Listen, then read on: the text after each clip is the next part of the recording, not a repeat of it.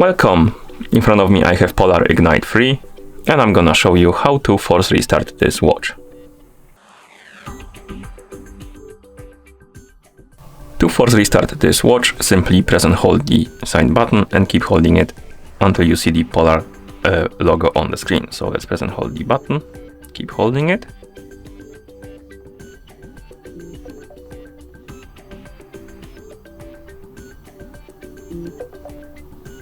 Once you see the Polar logo on the screen, you can release the button and wait until the rebooting process is complete.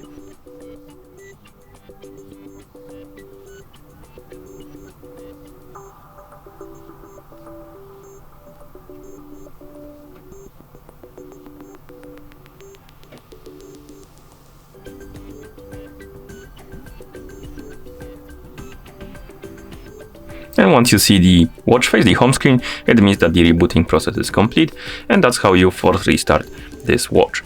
Thank you for watching. If you found this video helpful, please consider subscribing to our channel and leaving the like on the video.